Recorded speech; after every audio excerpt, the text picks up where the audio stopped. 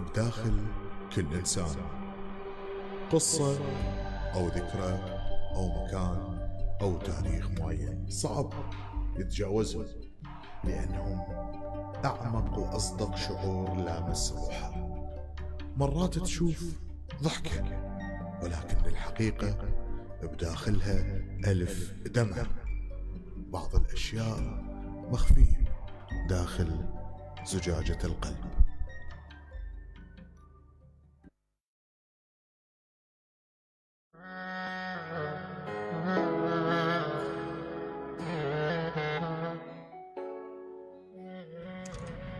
مساء المحبة والاشتياق، مساءكم عافية وطمأنينة وسكينة. يوم جديد وتفاصيل أعمق وأكثر وأقرب للحقيقة. كل حلقة يكون معنا ضيف، أو بعض الحلقات ناخذ مجموعة من الرسائل اللي تجينا، ولكن بداية كل حلقة دائما نحب نتناول موضوع معين أو تفاصيل معينة بحياتك مهما كانت، مساحات حياتك مهما كانت. بالأول وبالأخير عندك شخص واحد هو يكون ملجأك الحقيقي، هو يكون وطنك الحقيقي، هو يكون مصدر مهم الكل ما يعنيك. حلقتنا لهذا اليوم بها عذوبة حقيقية ولهجة اللي بيها لمسات وبيها ملوحة، عذب جدا، إحساس قريب للروح، عنده ابتسامة حلوة، حتى من يقرأ للوجع تشوفه يبتسم. معاي ومعاكم الرائع والجميل محمد المهنا. مساء المحبة. مساء الخير أستاذ محمد عليك وعلى السادة المتابعين. بداية أحب أشكرك لدعوتك ولاستضافتك لي ببرنامج خفايا بإذاعة 1FM الحبيب، وإن شاء الله أكون ضيف خفيف الظل عليكم وعلى السادة المتابعين إن شاء الله تعالى. حتى دائما إنه الرهبة موجودة بكل لقاء، بكل مهرجان، بكل أمسية، أمر طبيعي أكيد. يعني لولا وجود الرهبة يمكن ما ننجح أبد. النقطة اللي دائما قبل ما تكون بأمسية أو بمهرجان أو بلقاء تراجع كثير. لا أبد. عندك موضوع النسيان عادي، ما يأثر عليه، ما يربك الموضوع. ما عندي رباك بتاتا يعني النسيان ما يأثر عليه بتاتا. طبيعة الحفظ القصيدة من تقراها أنت وحافظها، إذا نسيتها يعني عندي المطاف من ننسى هذا وانتهى مطاف هذا، وبعد ما أقرأها بدل على غير قصيدة قبل. ما عندي يعني إرباك من أرتبك وأقف أمام الجمهور ظل واقف ما أقرأ وما أكمل وما أعرف يعني سنة عندي إرباك. شخذت من الشعر وشنطيت؟ أخذت من الشعر تجربة حلوة بالحياة، يعني أول شيء عرفني عليكم أنتم، الله يحفظك يعني هذا أكبر مكسب، وعرفني على كثير الناس يعني من غير وسط، من غير عالم، من غير يعني أخذت منه التعمق بالثقافة، بقراءة الكتب، بالقصص، بالروايات. إيش انطيت له بعد؟ خذ مني كل شيء يعني يعني هو أول شيء أخذ مني يعني يأخذ أنطيت وجع روحي خليته كله عنده، شوك وجع بداخلي خليته بحضن الغوافي. أنا رايد أشوفك قبل ما أموت. أنا رايد أشوفك قبل ما أموت، وعلى بعدك يظل مشتعل دمي. أنا أمي على بعدك تبكي وياي، مولي يا تعال الخاطر أمي. الله إيش كثر الليل ترفي صير لو ساتك زندي. مو بس حلم ثق وياك تلبس ظلمة الوردي. إيش كثر الليل ترفي صير لو ساتك زندي. مو بس حلمي ثق وياك تلبس ظلمة الوردي. كاف امشي بخيالي، كاف امشي بخيال وياك ورد الواقع بوحدي. وربك دمعي لو يكتب علي من طاح تلقى حروفك بخدي. الله ايش قد مخلي فرق جفاك بين رسومي وسنيني، تجاعيد بوجهها هواي بالستين عشريني. يا الله. ايش قد مخلي فرق جفاك بين رسومي وسنيني، تجاعيد بوجهها هواي بالستين عشريني. يا هاني تعال، يا هاني تعال الشاب لولا الشاب، تعالوا بي دليني. بكل تالي نهار، بكل تالي نهار الخنقة تاليني، ذكرى تجيبني وذكرى توديني، والله العظيم النوم مجفيني، بصابي عالسهر السهر جرنوم من عيني. لو ترهم، لو ترهم بظرفاجي خاطر تعرف ايش بيني. الجقارة وحيلي والدخان ينطن كل عناويني. الله. لو ترهم بظرفاجيك خاطر تعرف ايش بيني، الجقارة وحيلي والدخان ينطن كل عناويني، وماكو احباب لا صحبان بس دمع اليواسيني. ماكو احباب لا صحبان بس دمع اليواسيني. تعال ايش بيك، ايش بيك بس بهاي داويني، بعينك حط لي دمعة بحضنك بجيني. فرصاني، فرصاني واخاف بيوم درس الفرقة ينهيني. الله. محمد فرصاني واخاف بيوم درس الفرقة ينهيني، وتجي تدور عليك وخاف ما تلقاك بعيوني. يا ضيم البيش قد ارتاح، يا ضيم البيش قد مرتاح عليك مناقض ظنوني. انت وصحتي نفس اليوم عفتوني. الله.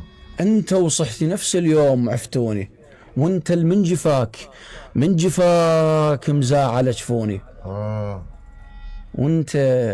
وانت المنعفت اغتاظ من اللي يسأل شلوني. يا باش حالات الشوف من رسمك يجي قبالي، يا لبالك سهو ما جيك، بغيرك ما خطأ، بغيرك ما صفن بالي. الله. بغيرك ما صفن بالي. الله. الله يسلمك. هذا الوجع ما يكتب من فراغ أكيد. نعم.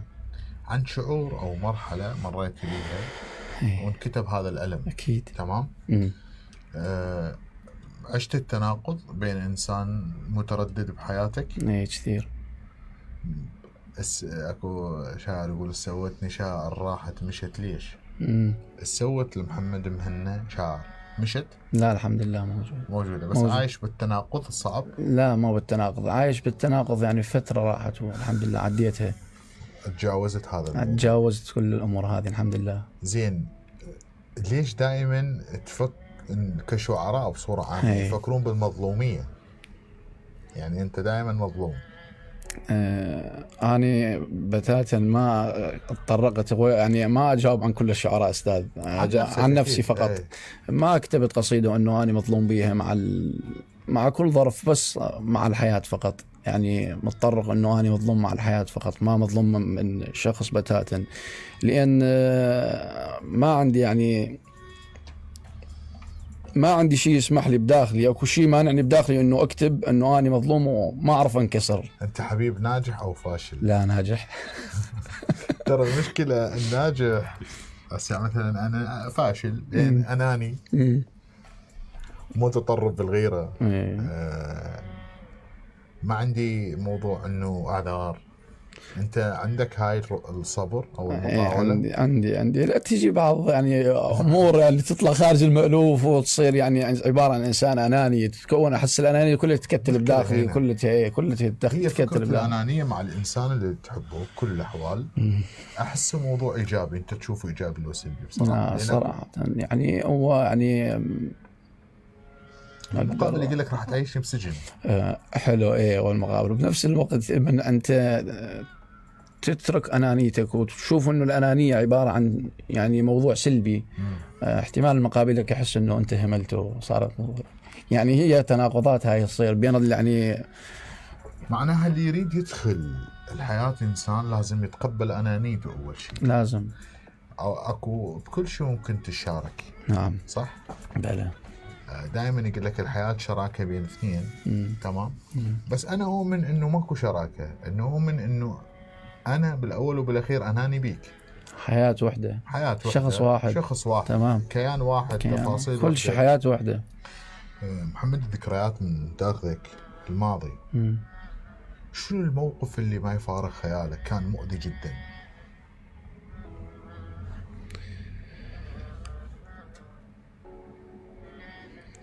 تقدر تخليني اتجاوز هذا الامر؟ اوكي، بالاول وبالاخير احنا حتى بس نصل لنقطة او فكرة معينة، ممكن اكو اشياء بحياتنا هي كانت دافع لنا بالقوة. ايه يعني فعلا هي حتى نقوى. براكان يقول اللي عند رادج روحه نقطة انطلاق. تحياتنا لبراكان، براكان الكبير محمود عبد العزيز. فعلا استاذ، هي مع كل يعني وقعة صح وراها يمكن اذا الله وفق وشاء وسهل وراها يعني نهوض بانطلاقة عظيمة. صح، اكيد بتوفيق الله وبمشيئة الله. بالاول وبالاخير معناها بعض مرات نحتاج ننكسر. والله لو ما كسرت المأس ما يلمع المأس، ما ينفرج عن باجيات شوي ومويه الجربوع. تحياتي المويه. الفكرة هي أنا أعرف أستاذ، يعني هي كبوتي وانكساري كل اللي حسيته بفقدان والدي. محمود عبد العزيز يقول ردت أقول لك روح وانطقها بشفائي وعثرا الكلمات بلسان السلس. هذا الشعور اكو انسان صادفته بحياتك ردت اقول لك روح وانطقها بشفائي، لكن عثرا الكلمات بلسان عشت هذا الشعور. هذا معناه انه عندك قوة تمسك بداخلك للناس اللي حواليك. تمام، متمسك دائما يعني متمسك بالحياة كلها، متمسك بشكل شخص احبه حتى اذا ما يحبني اشوفه انا متمسك به. ليش هاي النقطة؟ العاطفية الداخلية، اندفاع يعني أنا أحب الحياة بناسها، أحب الحياة بالناس يعني. هيك دائما حتى من أتطرق بيني وبين نفسي من هالموضوع أقول إذا هو أكو ناس تقول الجنة بلا ناس ما تنداس، فالحياة شلون هيك. فدائما ما أحب يعني حتى الزعلان أروح عليه يعني أنا بنفسي إنه في سبيل أكسبه وأكسب. يعني أستاذ محمد تروح وتجي الدنيا بيها عبارة لله نقطة نهاية طبعا. هي الموت طبعا. فما أريد أروح وتارك يعني ورايا يعني. من الشخص اللي تلجأ له لما تريد تفضفض، كان صديق أو قريب أو شخص معين بحياتك تلجأ له بكل تفاصيلك تحس يسمعك قلب وروح؟ عماد القوراني حياتي، هو الشاعر عماد القوراني. طبعا عماد بينه وبين الشعر يعني متعدي مسافة ومرحلة بعيدة حيل، بس هو الشخص اللي دائما يشوفه يفهمني. أحكي له ما أحكي له، أنا بالمناسبة أنا إنسان كتوم جدا يعني، ما داخلي ما أتطرق له كثير بتاتا يعني. ربما أنطي محمد الحمداني رؤوس نقاط إنه أنا كذا بي وكذا، بس ما أنطي التفاصيل يعني كاملة. ما أحب يعني كل شيء بداخلي أحد يعرفه. ما أحب يعني إنه المقابل يشوفني إنه أنا من جاي أحكي له يعني. تصور انه يجي يعني اخاف تطلع حكايه شيء انه احد يصور علي مكسور. تشعر انه بعض الاحيان ما لازم نخلي قبل ما نكمل خلينا ناخذ اتصال. الو. السلام عليكم. وعليكم السلام. ممكن نشارك بالبرنامج خيي؟ كل الهلا. منو وياي اولا؟ ابو سجاد الجبوري. يا حياك. هيا تفضل حبيبي. السلام عليكم. وعليكم السلام. اقدر احكي للشاعر محمد المهنا؟ يلا وياك اسمع. حياك الله اخوي العزيز الغالي، تفضل. شلونك استاذ محمد شاعرنا الكبير؟ عزيز وغالي، الله يحفظك يسلمك ويبارك بيك. انت شاعر كبير وصاحب مبدأ واحنا نحبك ومن متابعينك. يحفظك الله. اتشرف بيك حبيب الغالي وبكل المتابعين الغاليين، الله يحفظك. تتشرف. احنا بقعده اريد منك بيت مرتب. التدلل ابشر. وتحياتي لك اخوي العزيز ابو مجيد الغالي. الله يحفظك عزيزي. تحياتي لك ولكل اللي قاعدين معاك وبكل المتابعين والكل اللي يشاهدوني على البث المباشر. كلهم يشاهدونك وكلهم من متابعينك طبعا. سلام وقبلات وبوسات لكل واحد قاعد وياك حبيب قلبي. تحياتي وسلام يا اخوي الغالي. حبيبي الغالي شكرا لاتصالك. حتى نرجع نقطة محورية بحياتنا. دائما الشاعر يحتاج مساحة حياته للكتابة. إيه. أنت تكتب عن مواضيع تصادفك بالحياة لو فقط الأشياء اللي تصادف محمد المهنا؟ القصيدة اللي أكتبها عن تجربة خاصة؟ إذا ما عن تجربة وعايشة ما أكتبها. خلاص. يعني مرات تسمع قصص بس ما تقدر تكتب؟ لا كتبت، يعني أقرأ قصص بالروايات أكتب عنها. قصص روايات يعني أتذكر، يعني أعرف عندي قصيدتين 3 عن روايات قارئها يعني حقيقية طبعا. بس من الخيال ما أكتب بتاتا. أنا أحب القصيدة اللي تكون وليدة موقف. يعني أحس دائما اللي تكون وليدة الموقف تلامسني وتلامس المتلقي للقصيدة بكل آن وكل وقت. تترك أثر. نعم. أنت تميل للأماسي أو المهرجانات أكثر؟ الأماسي أحبها أكثر من المهرجانات، بعيد عن الرسميات. تنقل مشاعرك بكل صدق؟ الأماسي بصورة عامة؟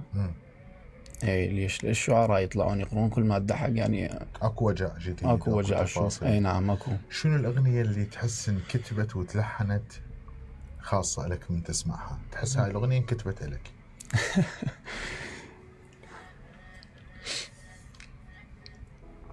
يا خضر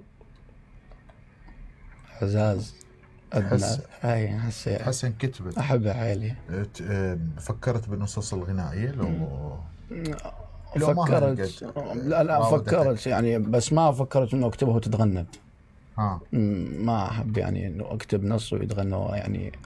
عندك حد بهذا الموضوع؟ عندي حد ايبي ما اتطرق له.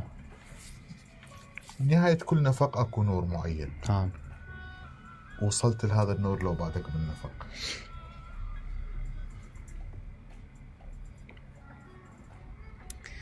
ان شاء الله ما ظل يعني مسافات قصيره بزوغ يعني الفجر هيك يعني شوفوا ورا الفجر يعني. انت متفائل بطريقتك؟ متفائل جدا بالحياه، متفائل جدا بثقتي بنفسي يعني الثانيه. الاول متفائل برب العالمين اكيد ونعم بالله. بس عندي ثقه بنفسي. اني من يعني اكون يعني من اشوف نفسي ارسم وتمسك بالله العلي العظيم، انه اتمسك بالله. اني ثاقب بنفسي انه خلاص هاي النقطه اني لازم راح اصلها خلاص. فعلا اني اصل للمكان اللي اريده. سافر بينا بقصيده. شو تحب تقرا للوطن؟ براحتك. الوطن يقدر ينطيني موسيقى عن الوطن لو الموسيقى ثابته؟ لا براحتك، بس خلي نتناقش. حضر موسيقى على الوطن. محمد، فكرت بيوم من الأيام أنك تكون منعزل لوحدك، تمام؟ من الإنسان اللي تحس يستحق أنه يرافقك هذه العزلة وبدون كلام، مجرد تحس من بعيد أنه هو قريب لروحك؟ الشخص اللي يريده. تحس هو يشاركك بهذا الشيء؟ مو يشاركني، قلت لك يعني حياة واحدة. زين، هاي النقطة تحديدا، انه مجرد تعيش مع انسان بدون ما تحكي معه، مجرد هو يفهمك باحساس، نظراتك باحساس. هاي ما نصادفها دائما، ما تصدف لا، ولا كل يوم. يعني هي استاذ التقاء ارواح. الحب بالحياة اليوم حتى الاصدقاء، طبعا حتى الاصدقاء صح، اليوم هي عبارة عن ملتقى ارواح. هاي الارواح تشابكت خلاص انتهى كل شيء.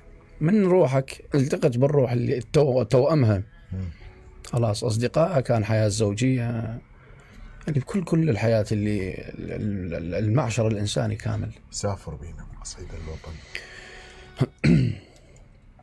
وطن وطن كله مجاعة وولد بطالة. وطن كله مجاعة وولد بطالة.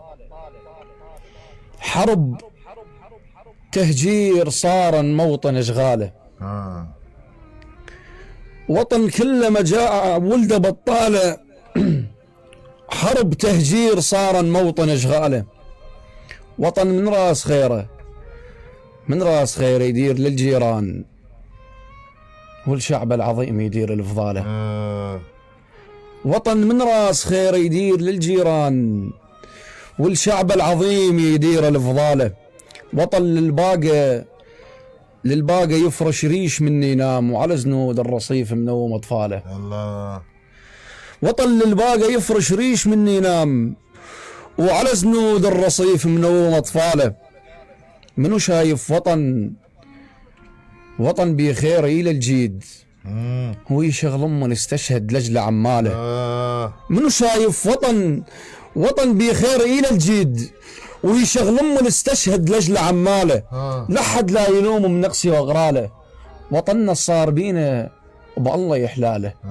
سيف على الفقير يعراق، سيف على الفقير يسن دستورك، ولد الخايب اللي يخبزها تنورك. الله. سيف على الفقير يسن دستورك، ولد الخايب اللي يخبزها تنورك. وطن بالعيد لما تشعل لنا بخور، نشم بيها فواتح ريحة بخورك. وطن بالعيد لما تشعل لنا بخور، نشم بيها فواتح ريحة بخورك. وطن لو مرة صير ويانا ضد جورك، وقوم الجم حلقها شبيك طال لسانها قبورك. الله. وطن لو مرة صير ويانا ضد جورك، وقوم الجم حلقها شبيك طال لسانها قبورك. خيط حلوقهن مو كافي بينا تلوج، وكل لحظة خطف لك شمعة من نورك. كافز يا جهنم البيك مشقوقات، كافز يا جهنم البيك مشقوقات. ترى المفروض ينشق حلقة ناطورك، ترى المفروض ينشق حلقة ناطورك. الله. سلامتك استاذ، الله يسلمك. محمد، فكرت بالهجرة؟ بتاتا. ليش؟ خليك متمسك. شعور ما تعرف معناه؟ حب للعراق هو ما خليني اطلع منه بتاتا، ولأهلي وناسي. يعني فترة النزوح بالموصل كنت نزحت فترة قصيرة ورجعت أركض يعني مو بالكيف يعني المكان يأثر بشعريتك؟ ايه. تحس المكان يترك أثر عندك؟ ايه أكيد. بالكتابة؟ ايه. لما نسافر بذاكرتك وتتنقل بين أماكن معينة، لو أكو نهر ثالث بالعراق، شنو ممكن تسمي هذا النهر؟ نهر الدم. شو وقت نخلص من هذا الموضوع؟ والله يعني سؤال ما متروكيش، احسه بيد رب العالمين. يعني فقط انه هذا الامر، يعني رغم انه كل هالتداولات وكل الحسوالف وكل الحكي وفلان شيء تعبنا، يعني تعبنا تعب حقيقي. يعني صح، اكو تعب حقيقي واكو تعب مصطنع. اي تعب حقيقي. هذا الوجع عند العراقيين وصل للعمر، وصل يعني عبر، والله استاذ، والله عبر مرحله اللي وصل للنخاع. يعني عبر مرحله النخاع همينه. يعني تخيل، يعني الناس يعني هاي انت هاي الاخبار رجعت تقراها انت، فلان انتحر، فلان انتحرت، بنت انتحرت، يعني تخيل انت. اكو تراكمات، يعني ما بس تراكمات استاذ، يعني وصلت الحياه بالمواطن العراقي انه يترك اطفاله. انه احنا بالاول وبالاخير يمكن احنا عايشين بقوه الصراع اللي والله اي والله بالصراع صار. اي نعم والله صراع. شنو القصيده اللي أول ما سمعتها أثرت بيك من شاعر معين؟ تذكر اسم الشاعر أو لا؟ بس أكو قصيدة مثلا بداياتك. محمود عبد العزيز. وراكان. تحياتنا له. حافظ له شيء؟ قبل كنا ننام أذكر على السطح. حبل هذه. وعندنا بؤم العوز دايم ناغطة، ولين فقرة ونفتقد حتى السرير، أم جوانة تمد الخارطة. الله. ويد أمي لأن باركها الإله، نزلت جلد السما بشفها غطا. الله. أمي من تسولف كانها قرآن، تقول آيات من تتلي حكيها. الله. أمي من تلول تنام الحروب وتخورس مدافع من دويها. الله. أمي الماسكت من جور الأيام رغم ذاك الحصار المر عليه. أذكر مرة جعنا وما بغى طحين، وعلى التنور خبزة شف يديه. الله. مد يدي فتش الجنطة جوعان، لقيت بجنطة مخلية ثديها. الله. براكان الكبير. الله. تحياتنا للراجل الكبير براكان. محمد، هذا الانطباع انه قصيدة الأم صعبة، خلنا نتفق. لحد الآن ما كتبت على أمي. صعبة جدا. وأنا غالبا أشعر بها مستحيلة. مستحيلة. هذا الأمر يعني اللغو. بعض مرات إنه يقال صعبة، ولكن والله حسب مستحيل. يعني متفق معك أستاذ، داخلي مستحيلة. يعني إذا سألني أقول له ما أكتب. إحنا أغلب الأحيان نكتب لما ننجرح. زين هذا الكائن ما يجرح. ما يجرحك، كائن من فوق راسك. ايه كائن يعني تخيل البارحة سافرت لبغداد ورجعت. ما نمت بالدرب والطريق وهذا، فنمت جيت 22 23 وكان متخيل لما قعدت تليفوني يدق من الوالدة. يعني هذا الشعور بالاول وبالاخير قلت لك بيه مستحيل. شو اكتب؟ محمد اخاف اقول لها راسي وجعني. تقلق. يعني بعض مرات تتهزم واقول كل شيء ما بي والله طبعا. تشوفك وتتابعك. يمكن لسه جاي تتابعني الله اعلم. السؤال اللي دائما انه افكر به انه امك تشوفك هسه افضل شاعر بالدنيا، هذا طبيعي جدا. طبيعي جدا. تحس دائما انت من تكتب تقرا لها لو لا، لو تتركها مجرد انه تشوفك فقط. لا فقط بس تشاهدني يعني على الحلقات فيديوهات فقط. تقول لك هذه حلوه. ظل تعلق لي وتكتب لي. ايه امي تقول لك انه هذا الشيء حلو او لا، لو كل شيء اسمه حلو بس حتى اذا اقول هات صفق لي. امي هو هذا الشعور بصراحه. هو المشكله هنا المستحيل. هو المستحيل حاليا ما تكتب ما تقدر. يعني انا متفق معك انه امك مستحيل تجي. المشكله ما يجرحني حتى اكتب عليه. يعني اغلب القصائد اللي تنكتب سواء عن الوطن او على الاصدقاء او على كل موضوع لازم انجرح، لازم حتى يتولد عندي احساس بالاول وبالاخير للكتابه، خصوصا انه يصير الموضوع استفزازي. يعني يستفز بطريقه انه انثر كل مشاعري لهذا الموضوع. محمد من النوع اللي تسمع الناس الكلام، يعني القصد مثلا اكو شخص ما يحب كثير يسمع الناس. انت تحب تسمع الناس من تقعد بمكان؟ لا بتاتا ما تحب تسمع خلاص. الامر اللي اشوفه ما يخدمني ولا يخدم مجتمع ولا يخدم، ما لي علاقه. تحب التفاصيل ولا؟ احب تفاصيل الموضوع اللي اريده. يعني اكون نقاط يعني لازم تقف عندها. واكو مواضيع ما تعنيك تفاصيل تجاهلها من اساسها، اتجاهلها ما اتدخل بها بتاتا. فكرت لو ما كنت شاعر شنو ممكن كنت راح تصير حتى تخلص من طاقتك السلبية؟ والله روائي، كاتب. تحب هذا الموضوع؟ أحب عندك مشروع كتابة؟ ايه كتبت. حلو. زين نفكر بالروايات مستقبلية؟ نعم عندي رواية جاي اكتبها ان شاء الله، اصدارها قريب جدا ان شاء الله. حلو ان شاء الله. غالبا يقال انه اللي يتجه اتجاه الرواية يحتاج الى خيال واسع. اكيد. يحتاج الى مطاولة وصبر. لازم. صار لي 2.5 سنين بهاي برواية. طبعا بالاول وبالاخير. ايش قد حذفت وضفت؟ كثير مو؟ كثير 50%. الكاتب الرواية ايش يختلف عن الشاعر تحس؟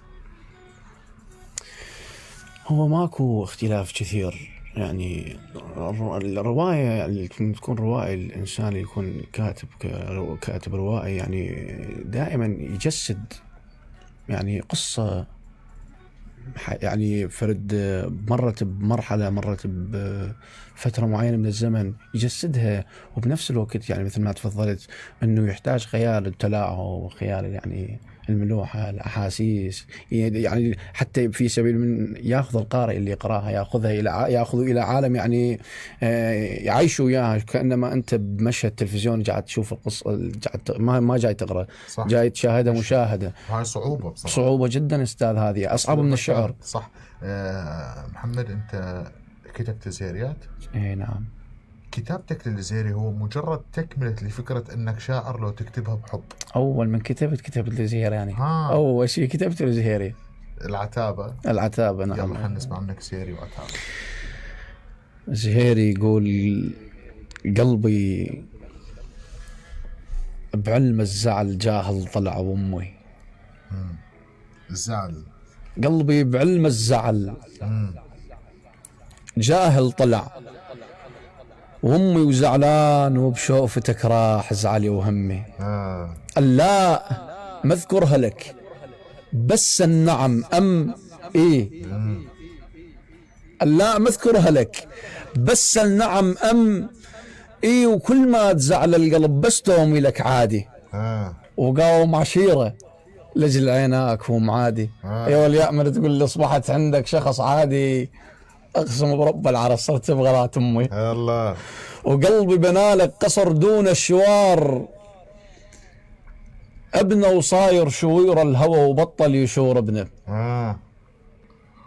قلبي بنالك قصر دون الشوار، ابنه وصاير شوير الهوى وبطل يشور ابنه. مهما بنار الهجر قلب انشوه، ربنا يثلج قلبنا بفرج والشوف سولفنا.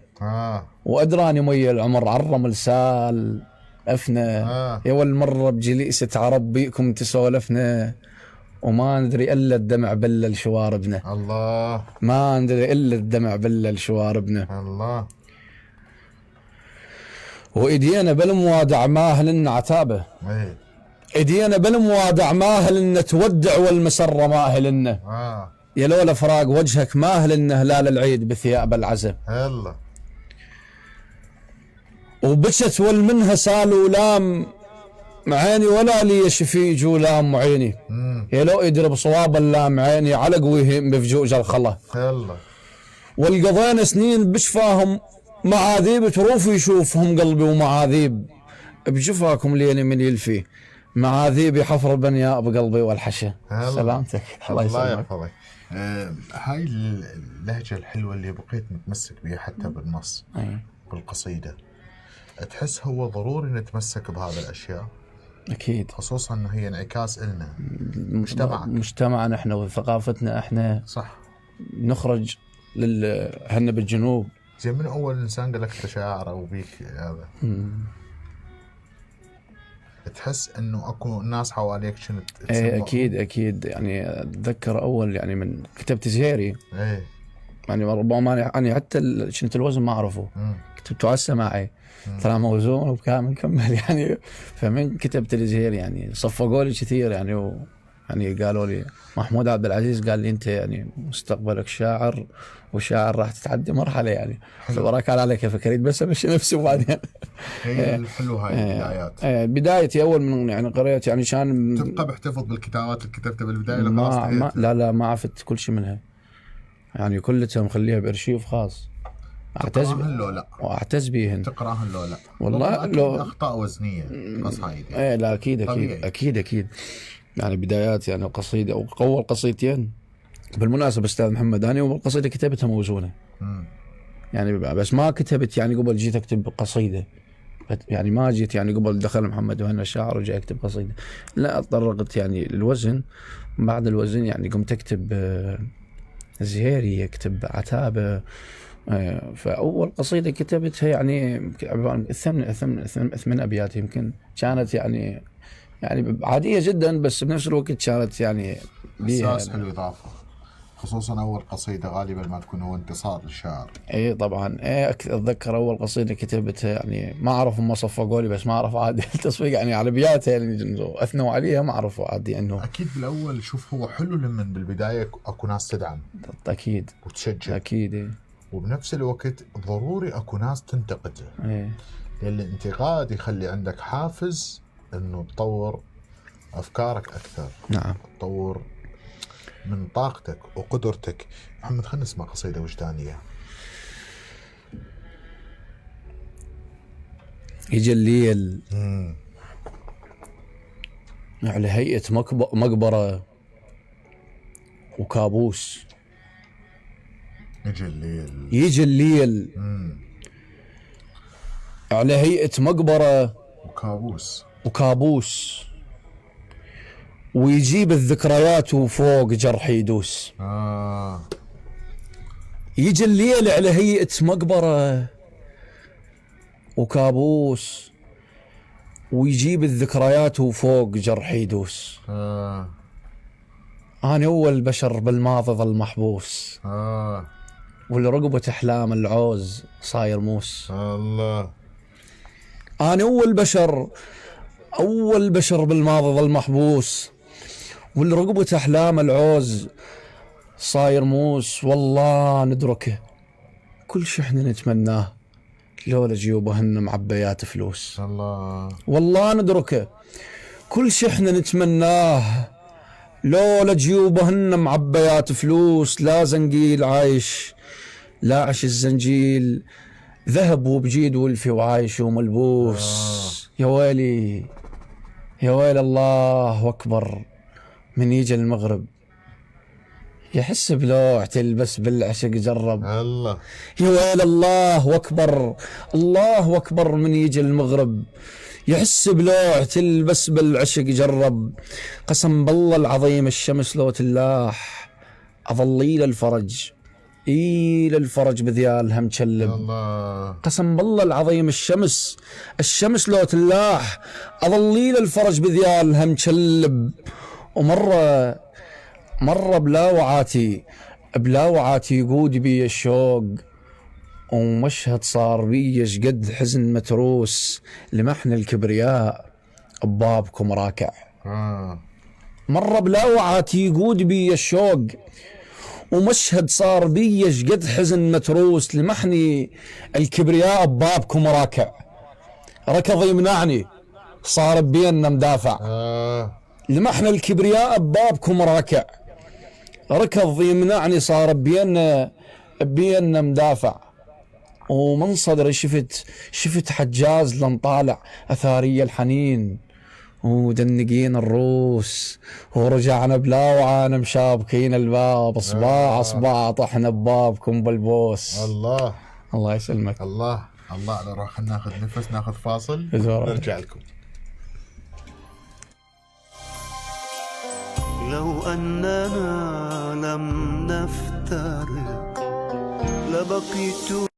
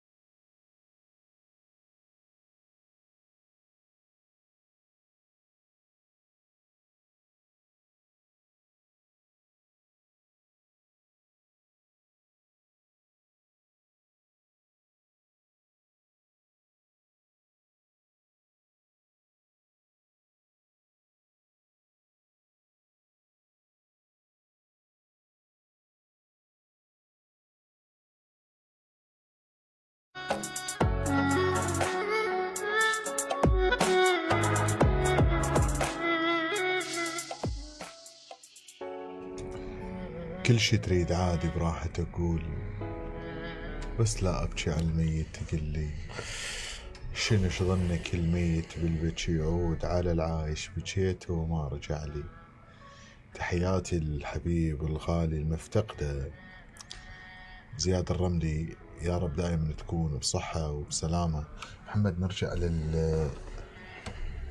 للأشياء اللي بعد محمد يحس ما كاتبها أو ما متناولها. شنو الأشياء تحس أكو قصايد بعد ما انكتبت بداخل محمد؟ صار إحساس الخناجرهم قراب تحول المقفى. إيش كثر ما بي طعنا وعندي صار إحساس الخناجرهم قراب تحول المقفى. ما صاحب بعد لو كعبة جابوا وياه، وإذا بيها يحلف ما جاين بصرفه، ولا خاوب عمق، والنهر هيك يعيش يخلى الماء هو قده يحوم يمجرفه. الله يسلمك.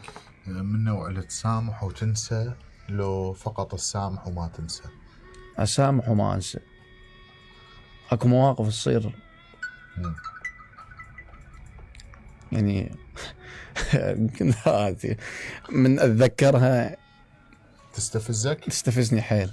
زين، هي هاي النقطة تحديدا إنه أكو ناس نصادفهم بحياتنا مشكلة ما نأذيهم. اي والله ما مسوي والله هو هاي اللي تقتلني. زين، ليش هاي الأذية؟ دائما أنا أشوف هو الموضوع مرض نفسي بالأول وبالأخير. الإنسان يعيش بطيبته. والله العظيم أستاذ محمد، يعني من طفولتي أنا ما مذحد والناس يأذوني. والله أنا طفل أول ابتدائي يعني شيء، والله العظيم هم نفسهم اللي جاي يأذوني هسه. يعني أنا طفل فاهم، يعني هسه من كبرت وعيت على الدنيا أدركت إنه شنو يعني اللي أنا سويته معاه شنو. أنا كنت طفل ابتدائية، طالب أول ابتدائي، تجيك أذيتك، تجيك يعني شغلات. يعني محمد من طفولتي لهاي اللحظة يعني عشت مواقف مسامح، أنا ما مسامح، بس من أتذكر تحس أكو نقطة بقت عالقة بذهنك؟ ما عالقة، عايشة معايا وليدتي، يعني كل يوم كل لحظة معايا تنولد هي من جد. ممكن هاي طاقة إنه تكمل صح وتكتب صح. والله ترى بالأول والله نحتاج حوالينا ناس. والله العظيم يعني وقعت على الجرح انت. والله العظيم أقول لك يعني بكل صراحة، وقعت على الجرح انت.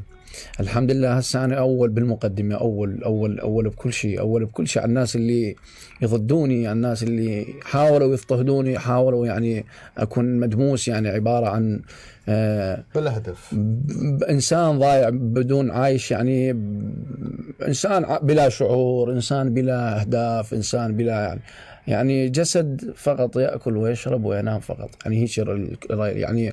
لكن الحمد لله صنعت نفسي بنفسي. اللي صنعني هو الاضطهاد اللي منهم جاني، القسوة،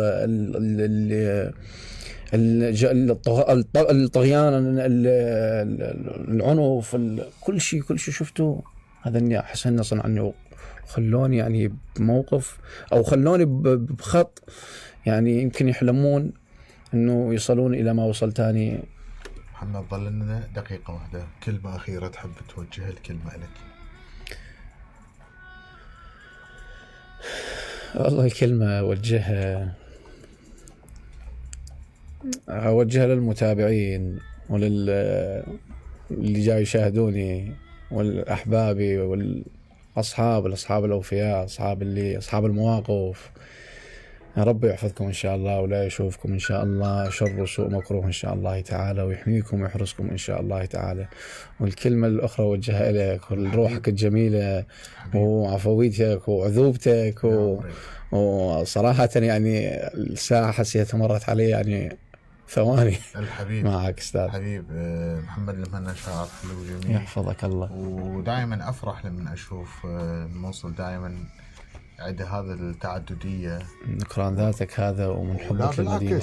واكو يعني الشعراء حتى من يكتبون بطريقة اللهجة، لما اسمع محمد المهنا بطريقة، لما اسمع مصطفى الراشد بطريقة، لما اسمع علاء الحديد بطريقة، لما اسمع محمد الدليمة بطريقة. الفكرة انه كل واحد يكتب بلون باغة بصراحة، باغة ورد. نعم. محمد المهنا الراية والجميل، شكرا لحضورك وشكرا لعذوبتك والابتسامتك. بصراحة مو دائما نشوف شاعر مبتسم، غالبا ما يكون عايش بالوجع. شكرا لك، واكيد ان شاء الله نلتقي بحلقات سابقة. ان شاء الله تعالى. لك حبيب الغالي، الله يحفظك. بالاول والاخير بكل قصة لها نهاية. قبل ما تنتهي حلقتنا لهذا اليوم، رسالة أخيرة. بعض الأحيان ناس نصادفهم مو مهم التوقيت، ولا مهم الزمان، ولا مهم المكان. المهم إذا نشعر تحرك أشياء بداخلنا لازم نتمسك. سلام حتى يفنى السلام.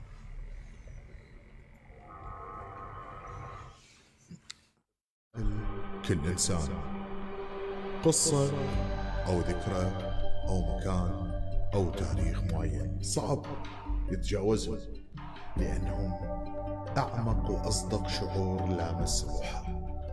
مرات تشوف ضحكة، ولكن الحقيقة بداخلها 1000 دمعة. بعض الأشياء مخفية داخل زجاجة القلب.